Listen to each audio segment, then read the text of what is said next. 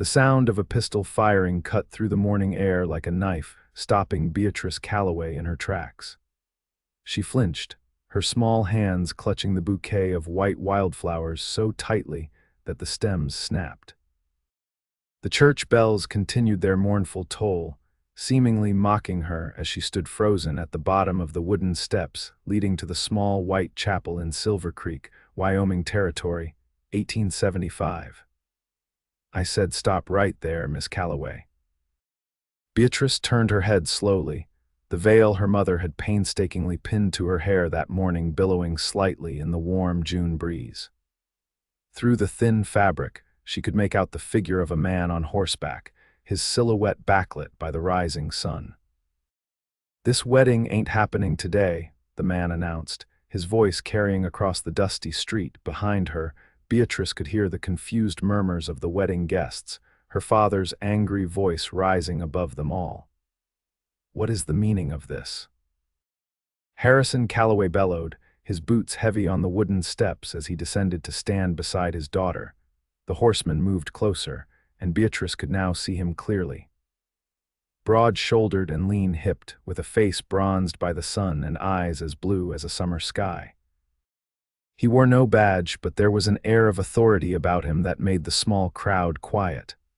"Beau Mitchell," her father spat the name like it was poison. "You have no business here." "I reckon I do," Beau replied, his gaze never leaving Beatrice. "I can't let you sell your daughter to a man old enough to be her grandfather just to pay off your gambling debts." Gasps rippled through the assembled townsfolk. Beatrice felt her cheeks flame with embarrassment and something else, a flicker of hope. "Beatrice," Beau extended his hand toward her, his voice softening. "You don't have to do this." For a moment, time seemed to stand still. Beatrice looked back at the church where Samuel Hargrove, a man of 63 with cold eyes and colder hands, waited to make her his third wife. She thought of the papers her father had signed, promising her hand in exchange for the clearance of debts that would have sent him to prison. She thought of her mother's tears as she'd helped Beatrice dress that morning, whispering apologies with every button fastened. Then she looked at Beau Mitchell, a man she knew only by reputation, the skilled rancher, the honest businessman, the man who'd stood up to the railroad when they'd tried to force the smaller landowners out. A man offering her something she'd never expected, choice. "You'll disgrace this family," her father hissed, his fingers digging painfully into her arm.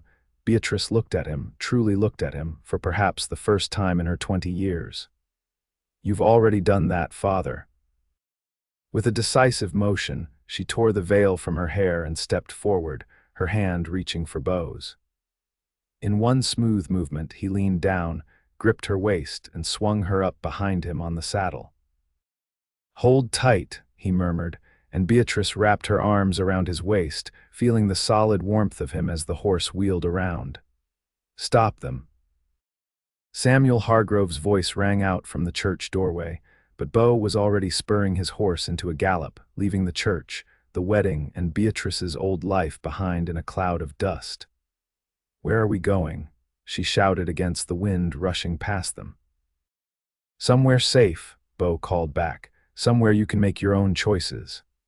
As they rode out of town, Beatrice felt something unfamiliar bubbling up inside her. It took her a moment to recognize it as laughter, real laughter, born of relief and the sudden, unexpected taste of freedom. She had no idea what waited ahead, but for the first time in her life, Beatrice Calloway was riding toward a future of her own making, with a stranger who had given her the most precious gift of all, possibility. The landscape blurred around them as Beau's stallion, a magnificent chestnut named Titan, carried them farther from Silver Creek. Beatrice's wedding dress fluttered behind them like a surrender flag, her arms locked tightly around Beau's middle. The solid feel of him beneath her hands was both reassuring and unfamiliar. She'd never been this close to a man who wasn't family. They rode hard for nearly an hour, following the winding path of Crescent Creek until the terrain began to change, the flat plains giving way to rolling foothills covered in pine and aspen. When they finally slowed to give the horse a rest, Beatrice realized she had no idea where they were. "My father's men will be looking for us," she said, her voice hoarse from the dust and wind. Beau nodded, guiding Titan toward a small stream that cut through a stand of cottonwoods. "I know, but they won't look here. This is Mitchell land has been for 15 years. As he helped her down from the saddle, his hands strong and steady at her waist, Beatrice took her first good look at her rescuer. Beau Mitchell was younger than she'd expected, perhaps 28 or 30, with a face that spoke of both hardship and kindness. His dark blonde hair fell in waves to his collar, and a short beard framed a mouth that seemed more accustomed to smiling than frowning. "Why did you do it?" she asked, brushing the dust from her skirts. "Why risk yourself for me?" Beau removed his hat, running a hand through his hair before meeting her gaze directly. "Because what they were doing wasn't right. A marriage should be a choice, not a sentence. You don't even know me. I know enough." He led Titan to the stream, letting the horse drink. "I know your father's been gambling away your ranch for the past year. I know Samuel Hargrove agreed to clear his debts in exchange for your hand, and I know you deserve better than being traded like cattle." Beatrice felt a chill despite the warm June air. "How do you know all that?" "Silver Creek's a small town, Miss Calloway, and Hargrove's made similar arrangements before." His jaw tightened. "My sister Martha was promised to him 5 years ago. She took her own life rather than go through with it." The revelation hit Beatrice like a physical blow. "I'm so sorry," she whispered. Beau nodded, his eyes distant with remembered pain. "So am I. I promised myself I'd never let it happen again if I could help it." He turned to her, his expression clearing. "But we should keep moving. We need to get to the main house before dark." "Your ranch house?" "Yes, madam. It's another hour's ride from here." He hesitated. "Unless you've changed your mind, if you want to go back." The question hung in the air between them.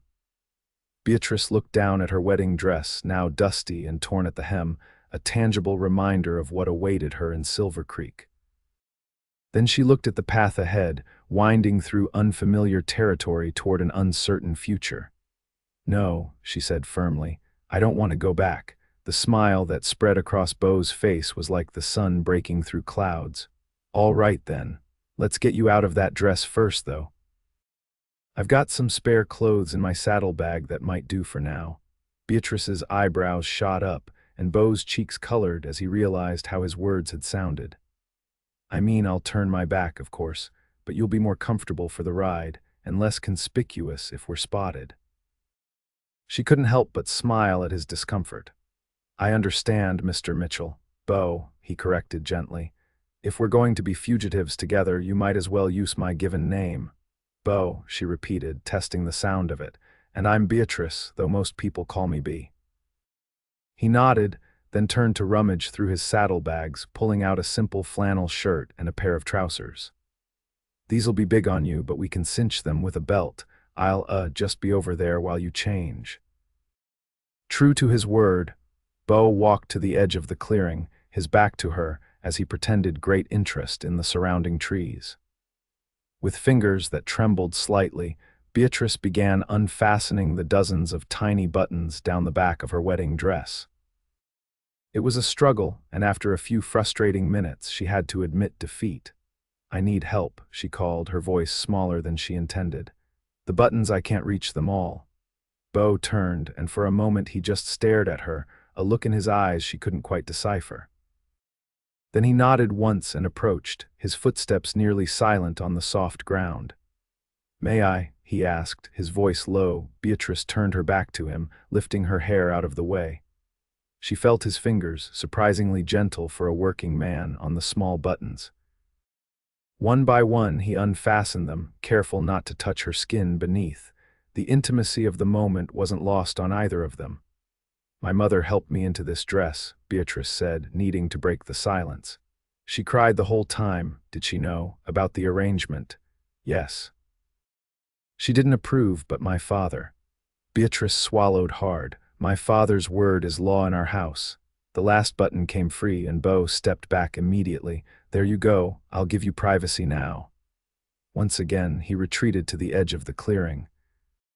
Beatrice slipped out of the wedding dress, folding it carefully before pulling on Beau's clothes. The shirt smelled of him leather, pine, and something uniquely masculine that made her cheeks warm. She rolled up the sleeves and pant legs, cinching the waist with the belt he'd provided. The result was far from fashionable, but it was, as Beau had predicted, much more practical for riding. "I'm decent," she called, and he turned back to her. For a moment, Beau just looked at her, and then a slow smile spread across his face. "You know," he said, his voice light, "I think that's the first time a Mitchell shirt has ever looked so fine." Beatrice felt herself blushing again, unused to such direct compliments. "What should we do with this?" she asked, holding up the wedding dress. Beau considered it, then shook his head. "Better leave it. If they're tracking us, finding the dress might make them think." He trailed off, but Beatrice understood. If her pursuers thought something had happened to her, they might call off the search. She nodded and draped the dress over a low branch, the white fabric stark against the green foliage. It looked like a ghost, she thought, the ghost of a future that would never be. "Ready?" Beau asked, already preparing Titan for the next leg of their journey. Beatrice took one last look at the wedding dress, then turned her back on it decisively. "Ready." As they continued their ride, the sun climbed high in the sky, its heat tempered by the increasing elevation and the shade of the forest. Beau kept them off the main trails, following paths that seemed known only to him. "Have you lived here all your life?" Beatrice asked, her arms once again around his waist as they rode. "Born and raised," Beau confirmed. "My father came west after the war, bought this land when it was nothing but wilderness, built it into something to be proud of, and your mother died bringing my sister into the world. It was just the three of us until—" He cleared his throat, "until it was just Pa and me." Beatrice tightened her arms around him slightly, a silent acknowledgement of his loss. "My mother told me once that she came west expecting to find savages and instead found paradise." Beau chuckled. "Sounds like she's a romantic." She was, before life with my father wore her down. Beatrice sighed. "She used to tell me stories about princesses who were rescued by handsome princes. And here you are, rescued by a dusty cowboy instead," Beau said lightly. "Bit of a disappointment, I imagine." "Not at all," Beatrice replied, surprising herself with her honesty. "The princes in those stories always seemed rather dull to me." She felt rather than heard his laugh, a rumble that vibrated through his back to her chest. The sensation was oddly pleasant. As they crested a hill, Beau reined Titan to a stop.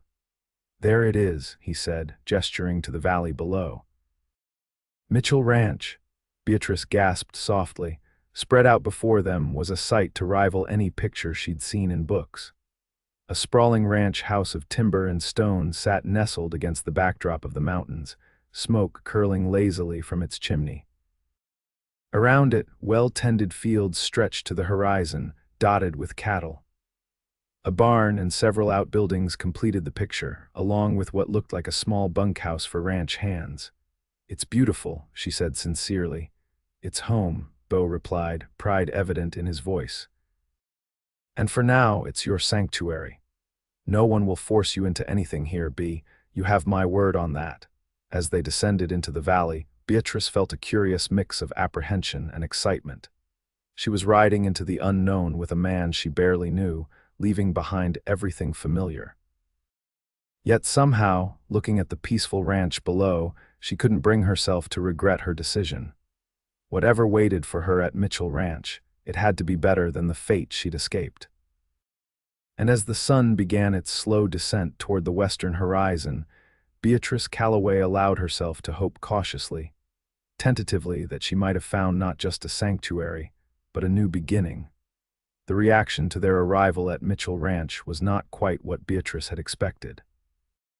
As they rode into the yard, a tall, lean man with silver-streaked hair emerged from the barn, his weathered face creasing into a frown at the sight of them. "Beauregard Mitchell," he called, his voice carrying the weight of years of authority. "You better have a good explanation for this." Beau dismounted first, then helped Beatrice down, his hands lingering at her waist a moment longer than necessary before he turned to face the older man. Pa, this is Miss Beatrice Calloway. B, this is my father, James Mitchell. James Mitchell's sharp eyes took in Beatrice's unusual attire and the fact that she'd arrived riding double with his son. His expression remained stern, but there was a flicker of something curiosity, perhaps, in his gaze. Harrison Calloway's daughter. He asked, directing the question at Beatrice rather than Beau. She straightened her spine, determined to make a good impression despite her disheveled appearance. Yes, sir. It's a pleasure to meet you, Mr. Mitchell. And why, Miss Calloway, are you wearing my son's clothes and arriving unannounced on my ranch? Before Beatrice could respond, Beau stepped forward. I stopped her wedding, Pa. She was being forced to marry Samuel Hargrove to pay off her father's debts. James Mitchell's eyebrows shot up and he glanced between them. Hargrove, the land speculator from Green River, the very same, Beau confirmed grimly. The older Mitchell's expression darkened. The man's a vulture. He turned to Beatrice, his manner softening slightly. You were to be married to him today. Yes, sir. My father arranged it without my knowledge or consent. Beatrice's voice was steady, though her hands trembled slightly. Mr. Mitchell Beau intervened before the ceremony could take place. Intervened how, exactly? James Mitchell fixed his son with a penetrating stare. Beau had the grace to look slightly abashed. Might have fired a warning shot and then swept her onto Titan right from the church steps. For a long moment, James Mitchell simply stared at his son. Then, to Beatrice's surprise, the corner of his mouth twitched upward. Always did have a flair for the dramatic, even as a boy. He shook his head. I suppose you've made enemies of the Calloways and Hargrove now. They were never our friends to begin with, Beau pointed out. True enough. James sighed, then turned his attention fully to Beatrice. Well, Miss Calloway, it seems you're in need of sanctuary. Any enemy of Samuel Hargrove is welcome under my roof. Come inside, both of you. Mrs. Larson will have supper ready soon, and I expect she can find you some more suitable clothes.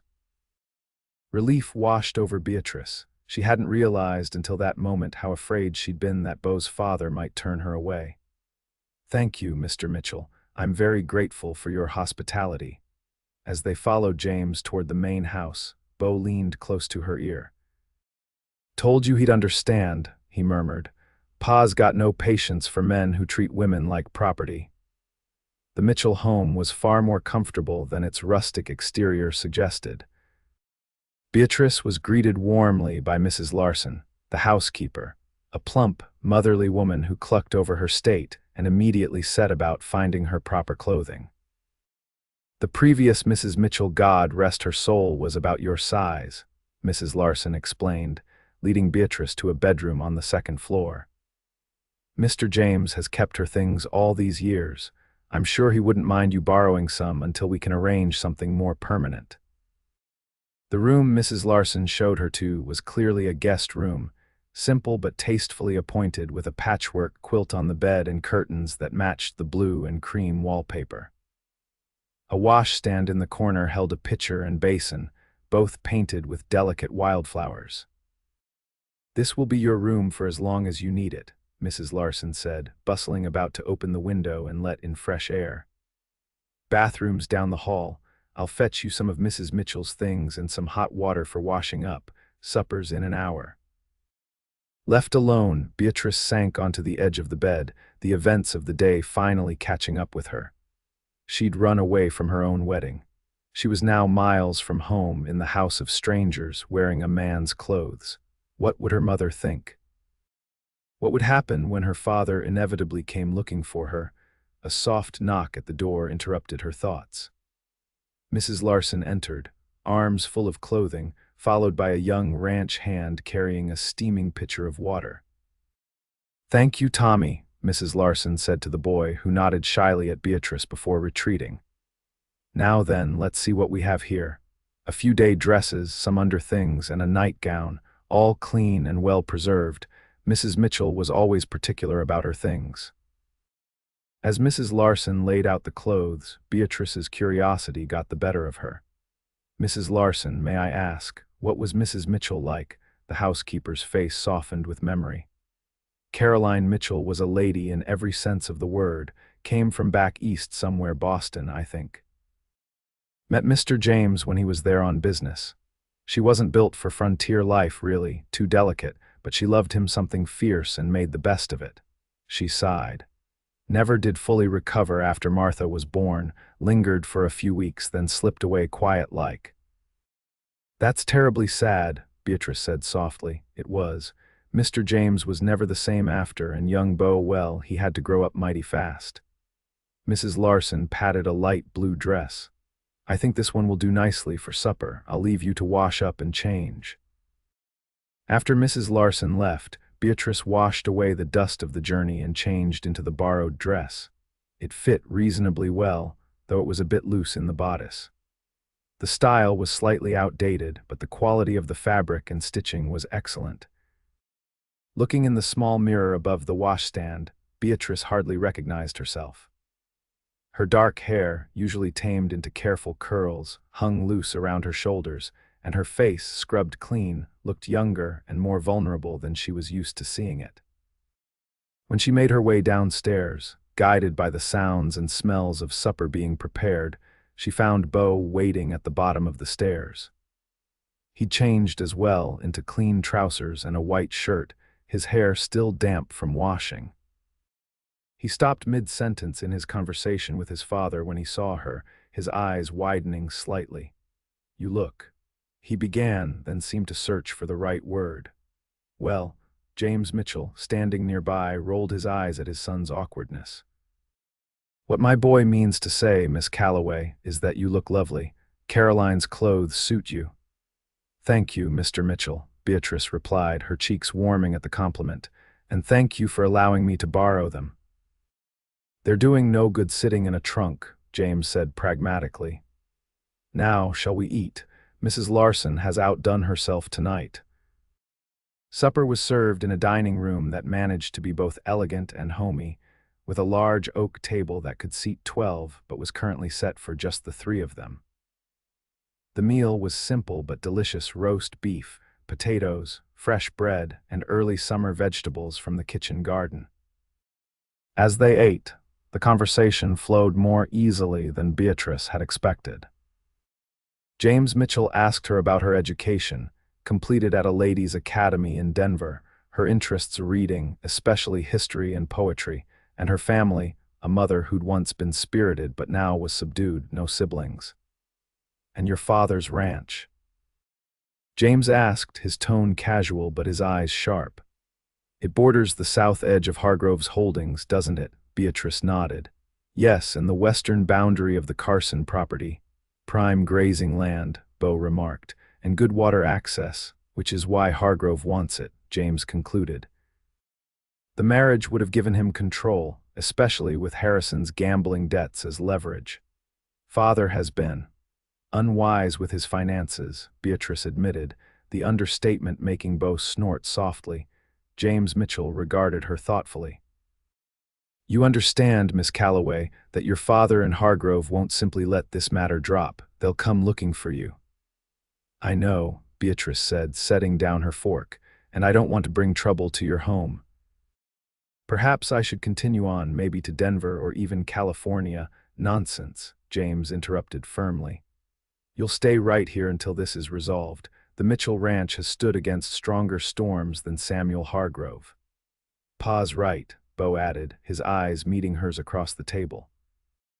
"Running further will only make you more vulnerable. Here, we can protect you." The way he said it, with such quiet confidence, made something flutter in Beatrice's chest. "I don't know how to thank you both." "No need for thanks," James said, rising from his chair.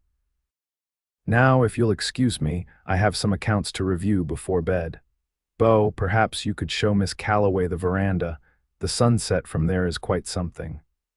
With that, he left them, his footsteps receding toward what Beatrice assumed was his study. She found herself suddenly nervous to be alone with Beau, though she couldn't quite say why. "Shall we?" Beau asked, standing and offering his arm in a gesture that seemed both old-fashioned and perfectly natural coming from him. Beatrice placed her hand in the crook of his elbow, feeling the solid strength of him beneath the clean cotton of his shirt. He led her through the house to a wide, covered porch that wrapped around the western side of the building. True to James's word, the view was spectacular, rolling hills giving way to distant mountains, all bathed in the golden light of the setting sun. "Your father was right," Beatrice said softly. "It's beautiful." "It is," Beau agreed, though when she glanced at him, she found him looking not at the sunset but at her. The realization sent a jolt of awareness through her, and she quickly looked away, focusing again on the landscape. "Your ranch is much larger than ours." "It's taken 3 generations to build it to what it is now," Beau said, leaning against the porch railing. "My grandfather started with just 50 acres. Now we've got almost 2,000. You must be very proud." "I am. It's not just land, it's legacy." He turned to face her fully. "That's why I understand what's at stake for you, Bea. Your family's ranch is your birthright too." The understanding in his voice touched her deeply. "My father never saw it that way. To him, it was always just a business, and a poorly managed one at that." She sighed. "I used to dream of running it myself someday, making it thrive again." "Why couldn't you?" Beatrice laughed, though there was little humor in it. "A woman running a cattle ranch, who would take me seriously?" "I would," Beau said simply. His words hung in the air between them as the last rays of sunlight faded from the sky. In the growing dusk, his features were softened, his eyes reflecting the first appearing stars. Beatrice became acutely aware of how close they were standing, of the quiet all around them broken only by the chirping of crickets and the distant lowing of cattle. "It's getting chilly," Beau said finally, breaking the spell. "We should go in." As they walked back into the warmth of the house, Beatrice tried to make sense of the feelings stirring inside her. Gratitude, certainly, relief at her escape. But there was something else too, something new and unfamiliar that quickened her pulse whenever Beau Mitchell looked at her with those serious blue eyes. "Thank you for today," she said as they reached the foot of the stairs. "For everything." "You're welcome, Bea," he replied, her name soft on his lips. "Sleep well." As she climbed the stairs to her borrowed room, Beatrice knew that sleep might be a long time coming. Her mind was too full of the day's events, of the uncertain future ahead, and of the unexpected sanctuary she'd found with the Mitchells. And perhaps, if she were being entirely honest with herself, it was also full of thoughts of a certain cowboy with gentle hands and eyes that seemed to see right through to her soul. The next morning dawned clear and bright, sunlight streaming through the curtains Beatrice had forgotten to close. For a disorienting moment, she didn't know where she was. Then the events of the previous day came rushing back: the wedding, the escape, the Mitchell ranch. With a sigh that was half relief, half anxiety, she sat up in bed. A soft knock at the door preceded Mrs. Larson's cheerful voice. "Miss Calloway, are you awake?" "Yes, come in," Beatrice called, quickly smoothing her hair. Mrs. Larson entered carrying a tray with a steaming cup of coffee and a small plate of toast. "Thought you might like a little something before you come down." "Breakfast proper will be ready in half an hour." "Thank you, Mrs. Larson, that's very kind." Beatrice accepted the tray gratefully, suddenly aware of how hungry she was. "Mr. Beau's already been up for hours," the housekeeper commented as she moved about the room, opening curtains and straightening things that didn't need straightening. "Always was an early riser, that boy. Got that from his father. Are they working on the ranch?" Beatrice asked between sips of coffee. "Mr. James is meeting with the foreman about the summer grazing plans. Mr. Beau." Mrs. Larson hesitated. "Well, he rode out at first light, said he had some business to attend to." Something in the housekeeper's tone made Beatrice look up sharply. "What kind of business?" "He didn't say, and it's not my place to ask." Mrs. Larson busied herself with laying out one of Caroline Mitchell's dresses, this one a practical brown calico suitable for daytime. "But if I were to guess, I'd say it has something to do with your situation." Concern fluttered in Beatrice's chest. "You don't think he went to confront my father or Mr. Hargrove?" "Oh no, nothing like that," Mrs. Larson assured her. "Mr. Beau's got more sense than to ride straight into trouble." More likely he's gone to town to gather information, maybe talk to the sheriff. That was somewhat reassuring, though Beatrice still felt uneasy about Beau taking risks on her behalf. When will he return? Should be back by supper. Mrs. Larson patted the dress. This will do for today, I think. And later, if you're feeling up to it, Mr. James thought you might like to see more of the ranch. After Mrs. Larson left, Beatrice dressed quickly, her mind still on Beau and whatever business had taken him away. She hoped he wasn't putting himself in danger because of her. The thought of him facing her father's wrath or Hargrove's malice made her stomach twist with anxiety. Downstairs, she found James Mitchell in the dining room, papers spread before him as he ate breakfast. He rose politely when she entered. "Good morning, Miss Calloway. I trust you slept well." "Yes, thank you," she replied, taking the seat he indicated. Mrs. Larson mentioned that Beau left early this morning. James nodded, folding his papers and setting them aside. "He's gone to speak with a lawyer friend of ours in Green River. Man by the name of Everett Walsh, best legal mind in 3 counties. A lawyer," Beatrice repeated, surprised. "What for?" "To discuss your options." James poured her a fresh cup of coffee from the pot on the table. "Beau seems to think there might be legal grounds to challenge your father's arrangement with Hargrove, something about contracts made under duress being invalid." Beatrice's heart leapt at the possibility, but caution quickly tempered her hope. "My father is very determined. And Mr. Hargrove has a lot of influence. So do the Mitchells," James said simply, passing her a plate of scrambled eggs and bacon. "Eat up. You'll need your strength. I thought we might ride out to see the North Pasture later if you're interested." The change of subject was deliberate, Beatrice knew, but she was grateful for it. "I'd like that very much, Mr. Mitchell." "Good, and please call me James. Mr. Mitchell makes me feel even older than I am." After breakfast, Beatrice helped Mrs. Larson with the dishes despite the older woman's protests, then went upstairs to fetch a shawl for the ride. When she came back down, she found James waiting with 2 horses saddled and ready. "This is Daisy," he said, indicating a pretty dun mare with a white blaze on her forehead. "She's gentle but not lazy, should suit you well." Beatrice approached the mare, stroking her velvety nose. "Hello, Daisy," she murmured. The horse nickered softly in response. "You ride well." James asked, watching her. "Since I was a child," Beatrice confirmed. "My mother insisted, said no daughter of hers would be confined to side saddle." James smiled, a genuine expression that transformed his austere features. "Caroline said much the same thing. Here." He held out a hand to help her mount. Once they were both in the saddle, James led the way out of the yard and onto a well-worn trail that wound through a stand of aspens, before opening onto a vast meadow. The grass was lush and green, dotted with wildflowers, and at the far end, a herd of cattle grazed peacefully.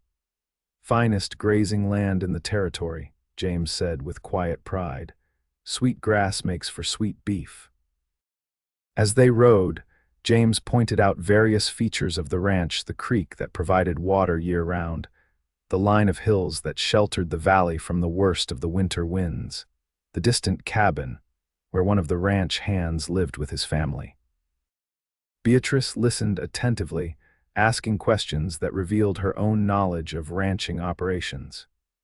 "You know a fair bit about cattle," James observed as they paused to let the horses rest near a small pond.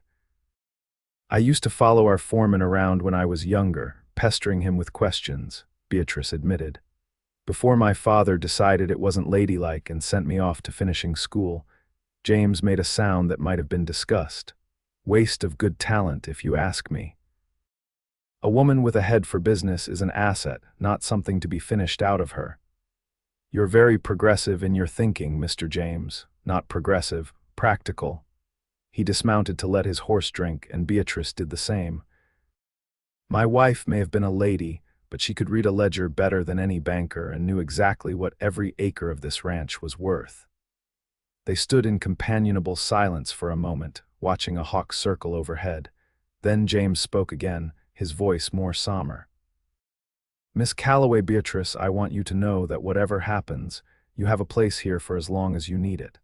I can't undo what your father tried to do to you, but I can offer you safety and respect."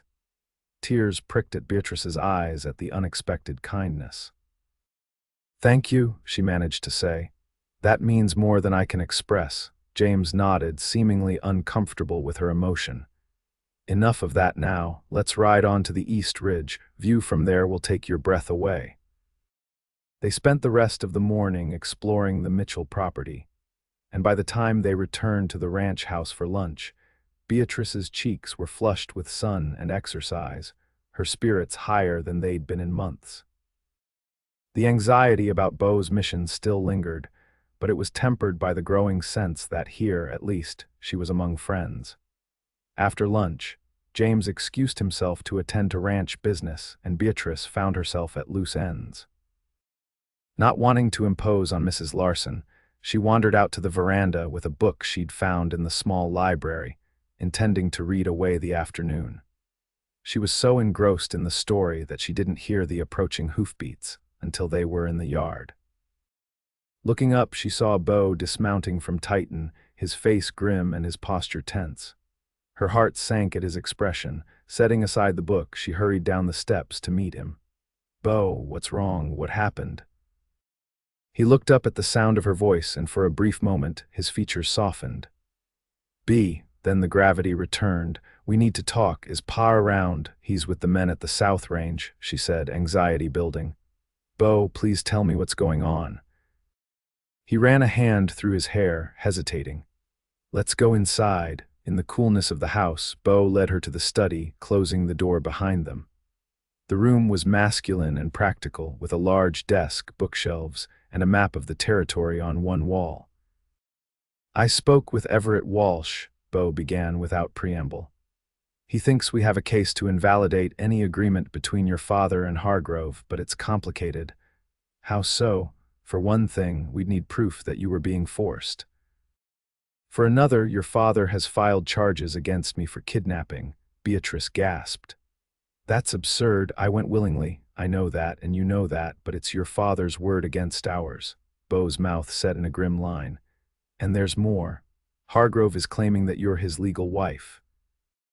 "What?" Beatrice's voice rose in shock. "The ceremony never took place. We didn't even enter the church. Apparently, there are witnesses willing to swear that a brief ceremony was conducted before I abducted you." "They're lying," Beatrice said, anger replacing her initial shock. "Reverend Phillips would never. It's not Reverend Phillips they're claiming performed the ceremony, but a justice of the peace who happened to be present." Beau's voice was tight with controlled fury. "A justice who, I suspect, is deeply in Hargrove's pocket." Beatrice sank into a chair, her legs suddenly unable to support her. "So according to the law, I'm married to Samuel Hargrove." "Not necessarily. Walsh thinks it's a bluff, a way to pressure you into returning. Without your signature on a marriage certificate, it's a flimsy claim at best." Beau knelt before her, taking her hands in his. Look at me. We're not beaten, not by a long shot."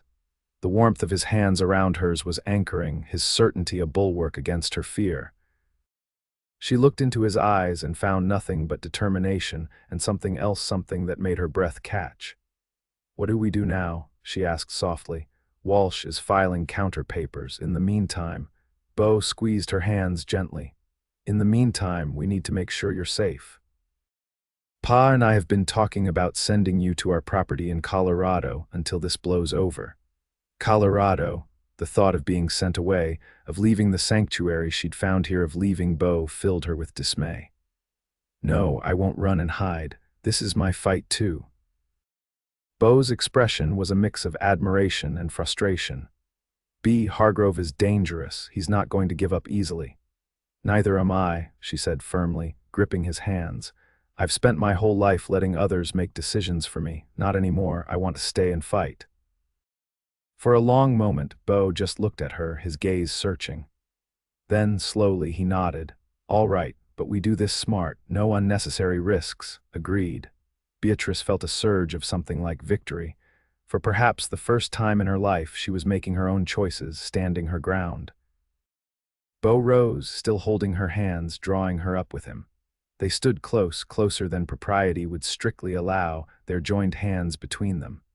"There's something else you should know," Beau said, his voice lower now. "Hargrove's put out a reward for information leading to your return." "How much?" Beatrice asked, her mouth suddenly dry. $500, a substantial sum enough to tempt many in these parts. "Do you think anyone here would?" "No," Beau said with certainty. "Everyone who works for Mitchell Ranch is loyal. But word travels, and there are always those who'd sell their own mother for that kind of money. So I'm a fugitive with a price on my head," Beatrice said, attempting a lightness she didn't feel, like something out of a dime novel. Beau's thumb traced small circles on the back of her hand, a gesture probably unconscious on his part, but intensely distracting to her.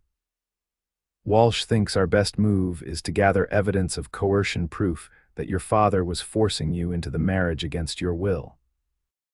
"My mother might help," Beatrice said slowly.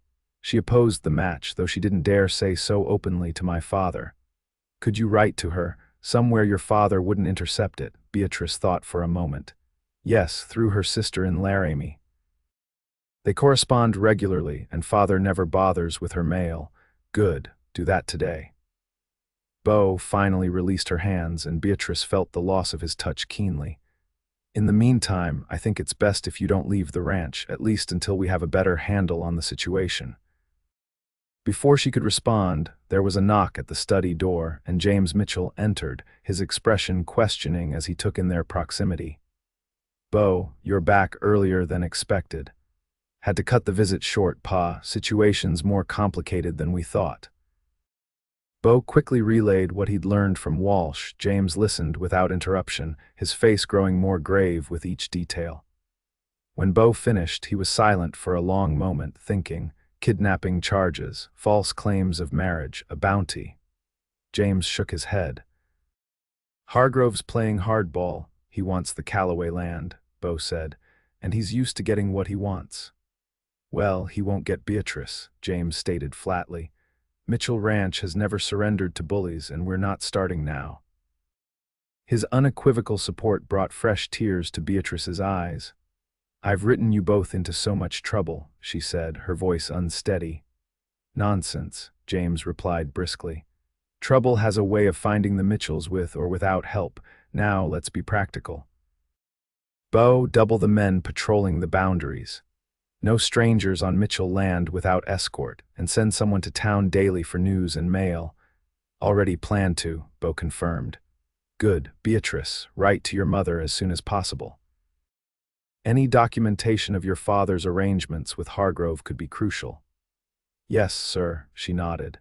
"And one more thing," James added, his expression softening slightly. "Tonight we celebrate. Nothing grand, just a good meal and perhaps some music afterward." "Mrs. Larson mentioned you play the piano." Beatrice nodded, surprised he knew. "Yes, though I'm out of practice." "Well, Caroline's piano has been silent too long. It would be nice to hear it again." With that, James left them, his footsteps echoing down the hallway. Beau looked at Beatrice with a small smile. "Pa's right, no sense dwelling on troubles we can't solve tonight. Does he always face difficulties with such equanimity?" "Always. Says worry is interest paid on trouble before it's due." Beau moved to the door, then paused, looking back at her. "You know, you're handling all this remarkably well.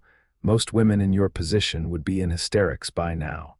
Beatrice smiled wryly. "Perhaps I'm saving my hysterics for when they'll do more good." Beau's laugh was unexpected and warm, transforming his face and making something flutter in Beatrice's chest. "I'll look forward to witnessing that," he said, still smiling. "In the meantime, I'd better see to those patrols. I'll see you at supper, Bea." As he left, Beatrice found herself standing alone in the study, her emotions a complex tangle. Fear and uncertainty, yes, but also a growing resolve, a determination to fight for her freedom. And beneath it all, something else, something she wasn't quite ready to name, that centered around a certain cowboy with kind eyes and gentle hands. With a sigh, she moved to the desk to write her letter to her mother. One step at a time, she told herself. First, gather allies, then win the war. The days that followed settled into an unexpected rhythm. Beatrice, accustomed to the structured idleness of a young lady of means, found herself embracing the practical routines of ranch life. She helped Mrs. Larson with household tasks, spent hours exploring the library, and even began tentatively assisting James with some of the ranch's correspondence and bookkeeping. In the evenings, as James had suggested that first night, she played the piano in the parlor, rusty at first, but growing more confident as her fingers remembered their training. Sometimes Beau would listen from a chair by the fire, his eyes closed, a small smile playing on his lips. Other times James would join her, humming along to old songs that Caroline had apparently loved.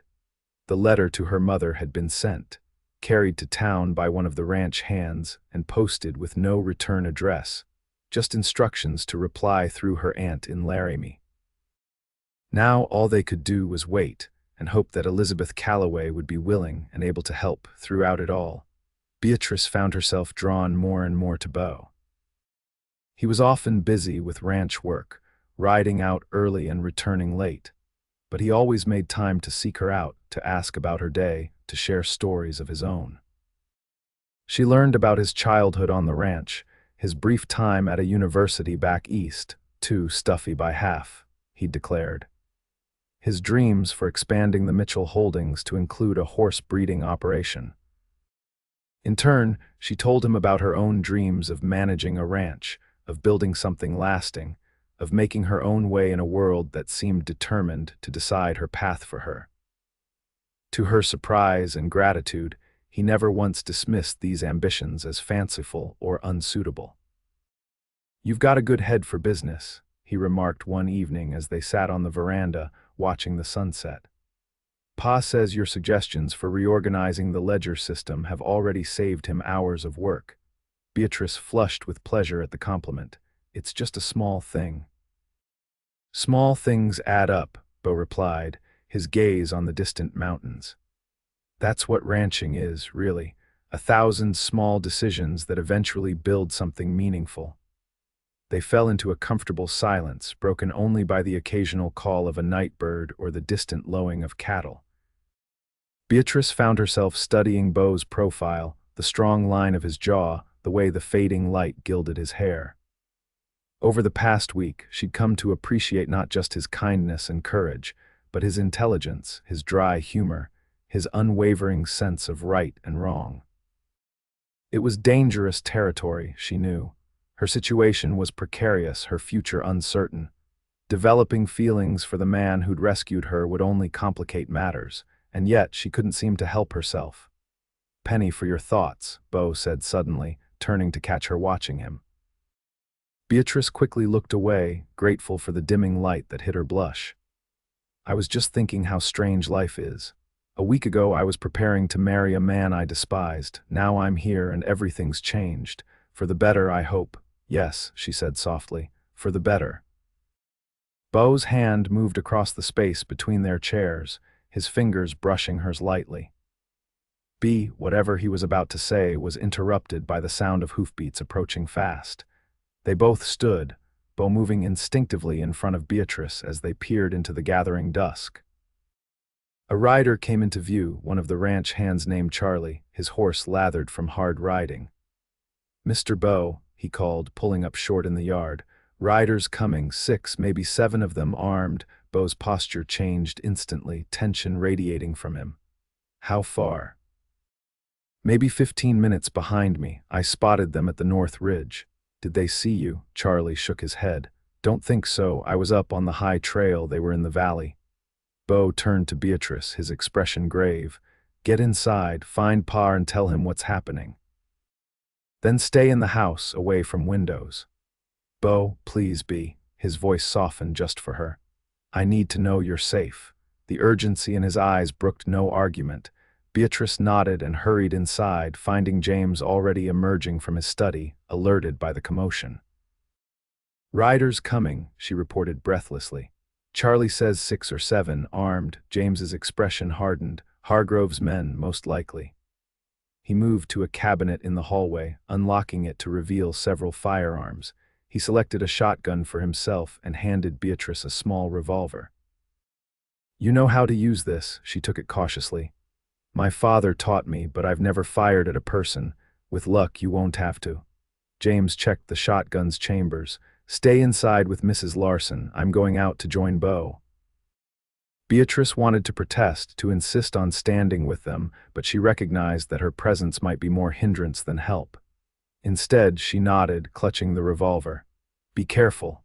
James's expression softened momentarily. "Always am."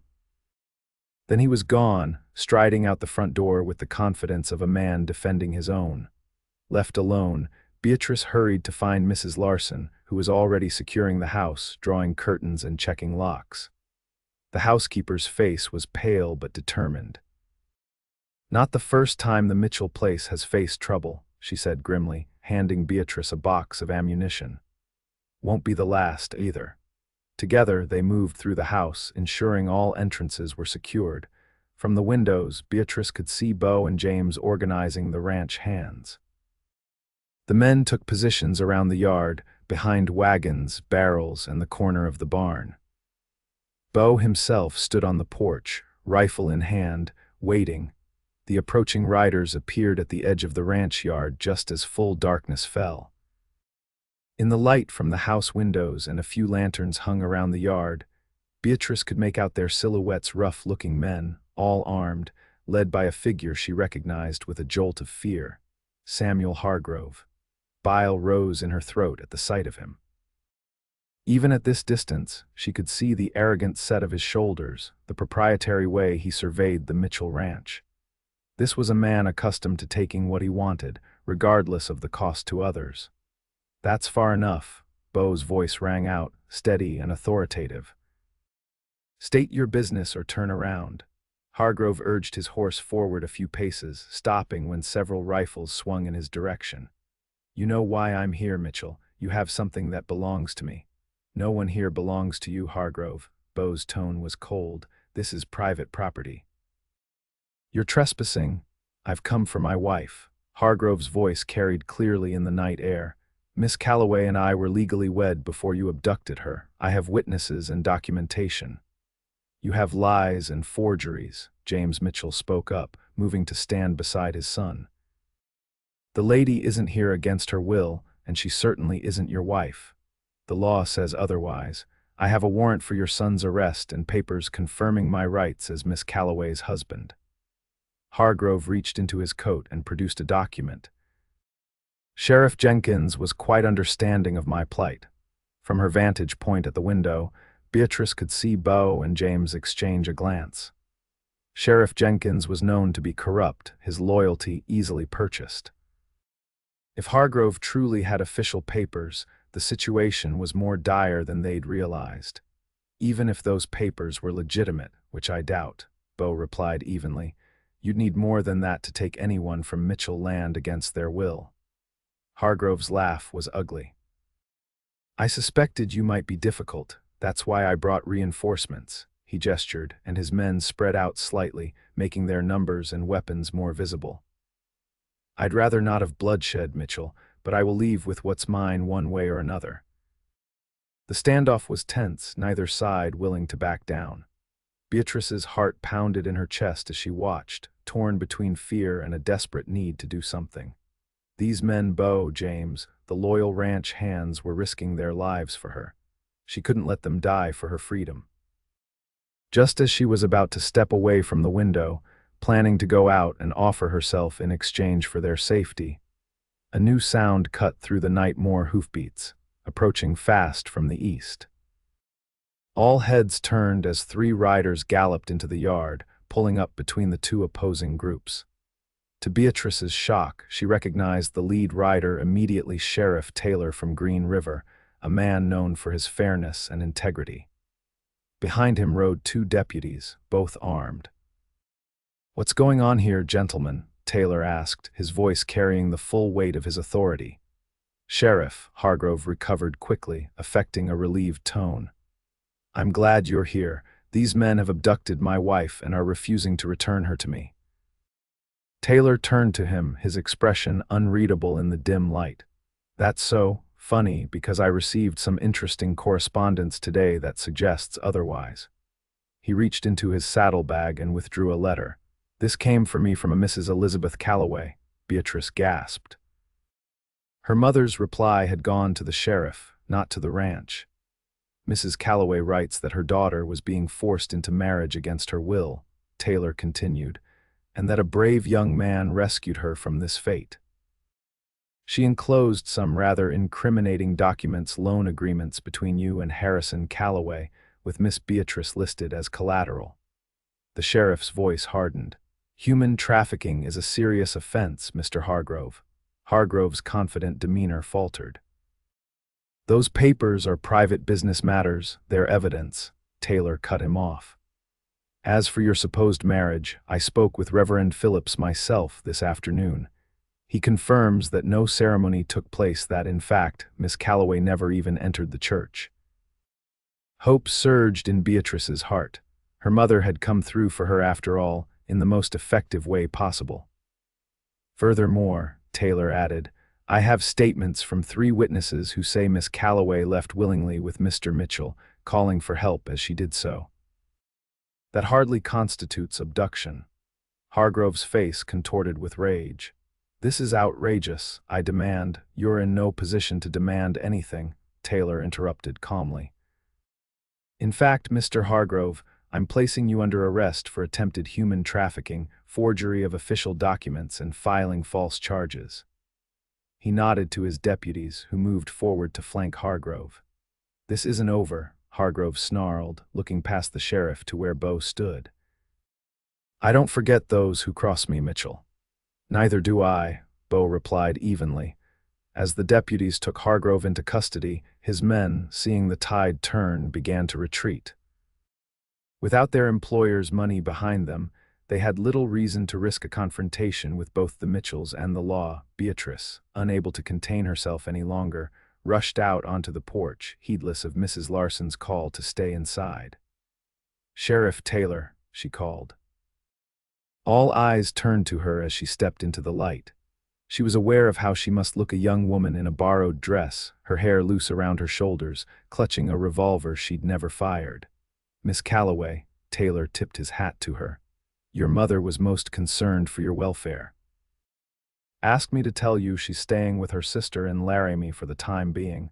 Seems your father didn't take kindly to her interference. Relief and worry warred within Beatrice. Is she safe? Safe enough. Your father's got his own troubles now, banks for closing on the ranch, from what I hear. Taylor's expression softened slightly. Your mother asked me to give you this as well. He handed her a small envelope. Beatrice took it with trembling fingers, recognizing her mother's handwriting immediately. Thank you, Sheriff, for everything. Just doing my job, miss. Taylor looked around at the assembled men. Well, I believe our business here is concluded.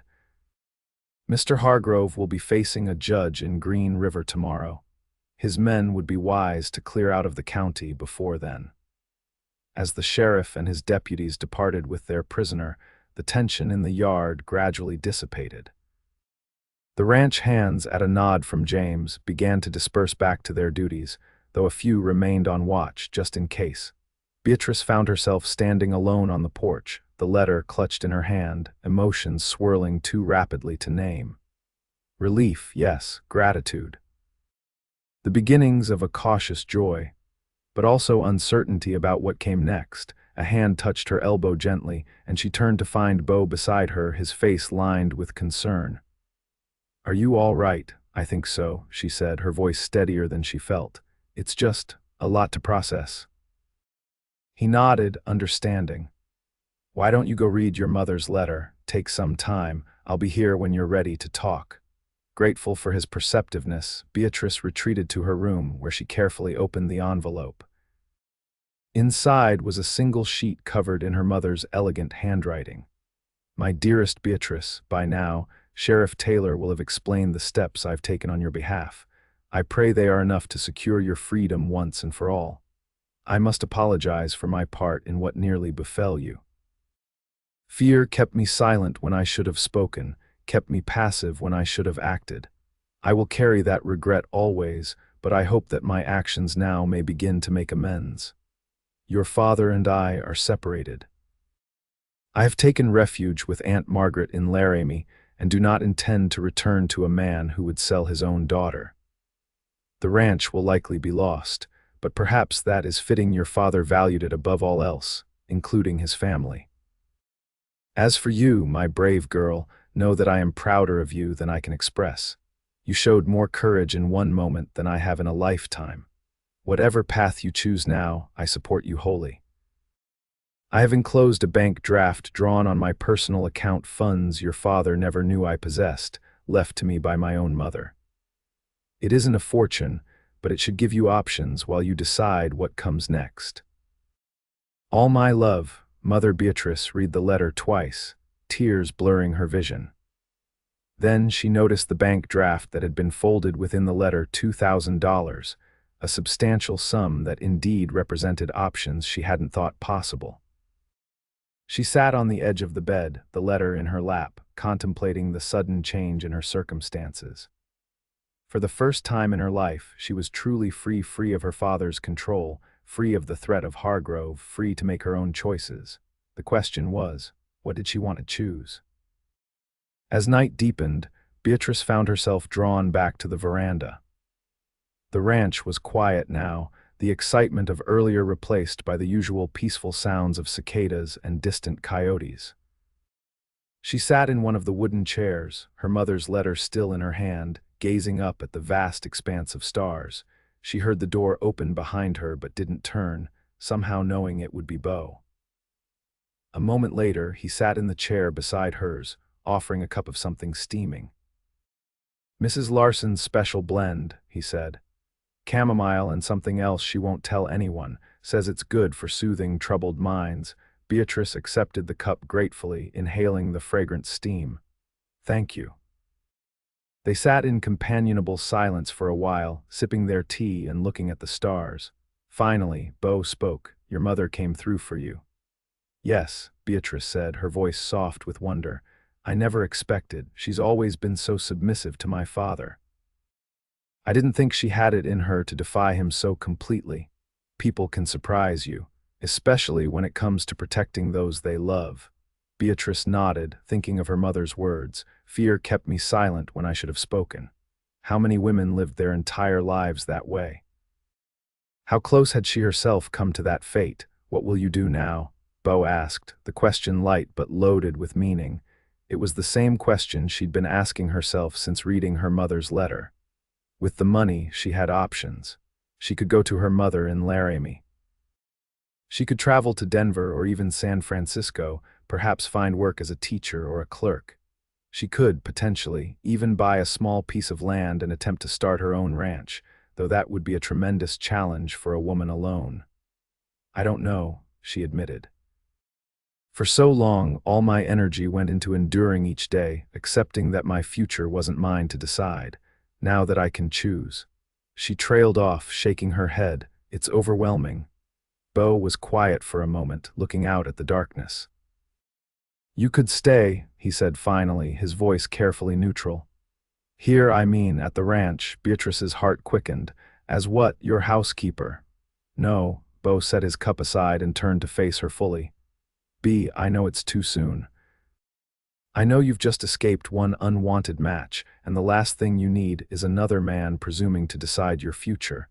But I'd be lying if I said I haven't thought about it, about you, about us." She stared at him, hardly daring to believe what she was hearing. "Beau." "I'm not proposing," he said quickly, then smiled ruefully.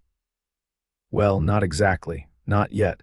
What I'm trying to say badly is that I care for you, more than I expected to, more than might be wise given the circumstances.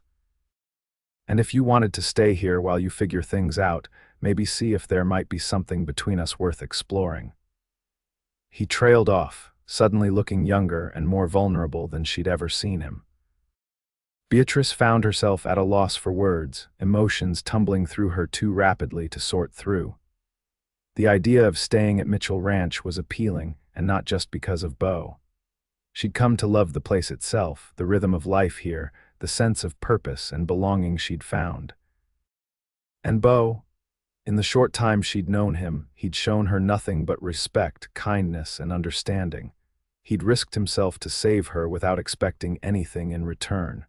He'd treated her as an equal, valuing her mind as well as her spirit.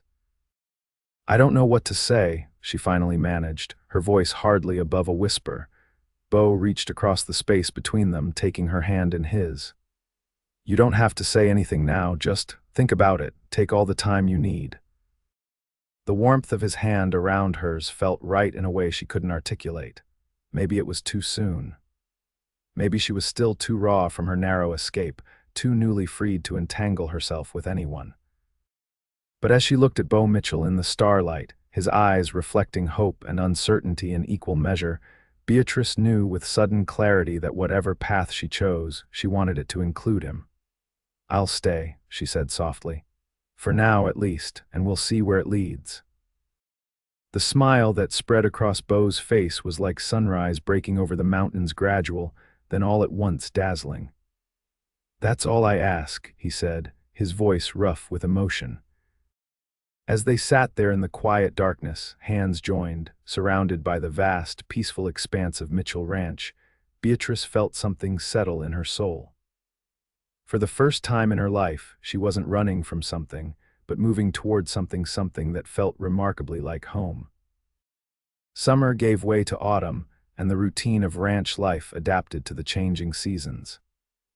Cattle were moved to lower pastures, hay was cut and stored for winter, buildings were checked and repaired in preparation for the coming cold. Through it all, Beatrice found herself becoming more integrated into the fabric of Mitchell Ranch, her presence no longer that of a guest but of someone who belonged. She took over much of the ranch's bookkeeping, freeing James to focus on other aspects of the business. Her organized mind and attention to detail proved valuable assets, and she took genuine satisfaction in contributing to the ranch's operations. In the evenings, she often sat with James and Beau, discussing plans and improvements for the coming year, her suggestions taken as seriously as if she were already family. Her relationship with Beau evolved gradually, naturally. There were shared meals and long rides across the ranch land. Conversations that stretched late into the night, ranging from philosophical debates to childhood memories to dreams for the future. Small touches that lingered longer each time a hand at the small of her back, fingers brushing as they passed a book, shoulders touching as they sat side by side on the veranda. One crisp October afternoon, they rode to a high meadow overlooking the valley, where the aspens blazed gold against the evergreen backdrop. They had packed a simple lunch and spread a blanket beneath a particularly magnificent tree, its leaves shimmering in the breeze. "I've been thinking," Beau said as they finished their meal, his tone casual though his eyes were intent on her face. "About the south pasture." "What about it?" Beatrice asked, curious. The south pasture was good grazing land but underutilized due to its distance from the main ranch buildings. "It would make a fine spot for a house," he said, watching her reaction carefully. "Nothing too grand but solid. 4 or 5 rooms, a good porch for sitting in the evenings, close enough to the main ranch for convenience, far enough for privacy." Beatrice's heart skipped a beat as she understood the implication. A house for whom, exactly? Beau reached for her hand, his touch gentle but sure. "For us, B, if you wanted." She looked down at their joined hands, his tanned and work roughened, hers paler but no longer as soft as they once had been. 3 months ago, she had been a pampered daughter, sheltered from real work, her future decided by men who saw her as property. Now her hands showed evidence of the life she'd chosen, small calluses from riding, a tiny scar from helping repair a fence, nails kept short for practicality rather than fashion. "Are you asking what I think you're asking, Beauregard Mitchell?" she said, her voice steadier than she felt. He smiled at the use of his full name, which she employed only when teasing or, occasionally, exasperated with him. "I suppose I am." He shifted to face her more directly. "I love you, Beatrice Calloway." I think I started falling for you the moment I saw you standing on those church steps in that white dress, looking like you were facing a firing squad instead of a wedding." A laugh bubbled up despite the emotion tightening her throat. Not exactly the most romantic first impression. "It was to me," Beau said seriously. "I saw your courage that day, even in the midst of fear. I've seen it every day since, the way you've faced uncertainty, the way you've built a new life for yourself, the way you've opened your heart despite having every reason to guard it." He took both her hands in his now, his blue eyes as earnest as she'd ever seen them. "I'm not asking you to give up any of the independence you fought for. In fact, I'd never want you to. What I'm asking is if you'll consider building something with me, a partnership, a life, a home, together." Tears pricked at Beatrice's eyes, not of sadness, but of overwhelming joy. In the month since her escape from a forced marriage, she had discovered more about herself, about love, about what truly mattered than in all her previous years combined. She had found strength she didn't know she possessed, purpose in work she valued, and most unexpectedly, a man who truly saw her for exactly who she was and loved her for it. "Yes," she said simply, her voice clear and certain. "Yes, I'll build a life with you, Beau Mitchell." His smile was radiant as he leaned forward to kiss her, not their first kiss, but perhaps their most significant. It was a promise, a covenant, a beginning. When they finally parted, Beau kept her close, his forehead resting against hers. "I should warn you," he murmured, "Pa's going to be insufferably smug about this. He's been dropping hints for weeks." Beatrice laughed, feeling lighter than air.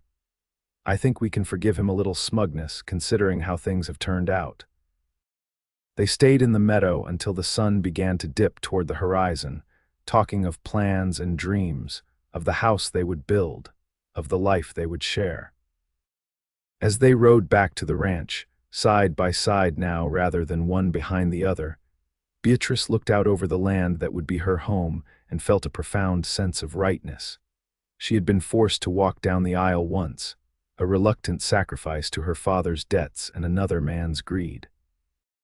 But when she walked down the aisle to Beau Mitchell, it would be of her own free will, with her head high and her heart full, a choice made in freedom and sealed with love. The wedding took place the following spring, when the ranch was burst into life after the long winter.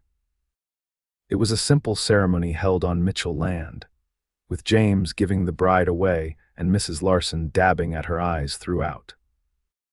Elizabeth Calloway traveled from Laramie to see her daughter wed, bringing news that Harrison had left the territory after losing the ranch, heading to California to try his luck in the gold fields. "Good riddance," Beatrice had said firmly, and her mother had nodded in agreement, a new strength evident in her bearing. Samuel Hargrove had been convicted of multiple charges and sentenced to 5 years in the territorial prison. His influence diminished, his reputation in tatters. He posed no further threat to Beatrice or the Mitchells. As for the newlyweds, they moved into their house on the south pasture shortly after the wedding, a solid, comfortable home built by Beau with help from the ranch hands over the winter months. It was everything Beatrice had dreamed of. Warm, welcoming, with large windows that let in light and views of the mountains she had come to love. Their life together wasn't without challenges, of course. Ranching was hard work, subject to the whims of weather, markets, and occasionally difficult neighbors. But they faced each challenge as they had promised together, as equals, with respect and love. In time, the Mitchell Ranch expanded, incorporating some of the former Calloway land when it came up for sale. Beatrice, with her mother's investment and her own shrewd business sense, became a partner in the operation, her role as important as Beau's or James's. It was unusual for a woman in the Wyoming Territory, but the Mitchells had never much cared for convention when it conflicted with what was right.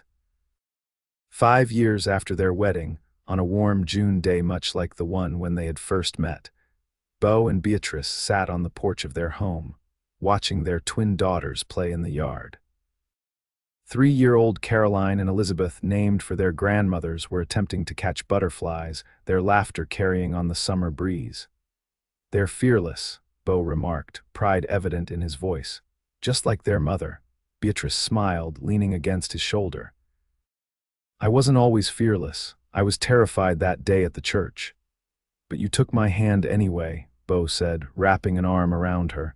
"That's what courage is, not the absence of fear, but the willingness to act despite it."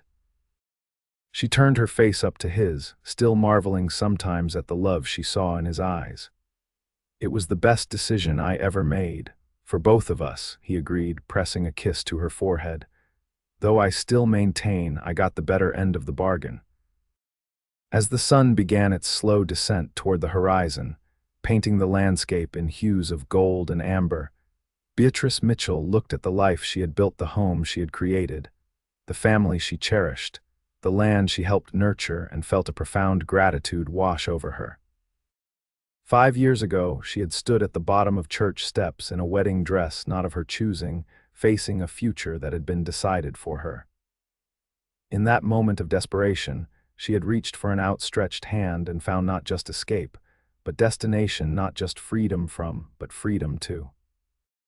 And in that freedom, in the choice to love and be loved, to build and to grow, to face each day on her own terms alongside the man who had taught her what partnership truly meant, Beatrice had found the most precious gift of all, herself. As twilight gathered and Beau called the girls in for supper, Beatrice lingered a moment longer on the porch, breathing in the scent of pine and sage, listening to the familiar sounds of her home, her daughter's chatter, Beau's deep voice responding, the distant lowing of cattle, the whisper of wind in the aspens. This was her legacy. She thought not land or money or status, but love freely given and received, a life lived with courage and purpose, a family bound by choice rather than obligation. It was everything she had never dared to dream of, and everything she now knew she deserved.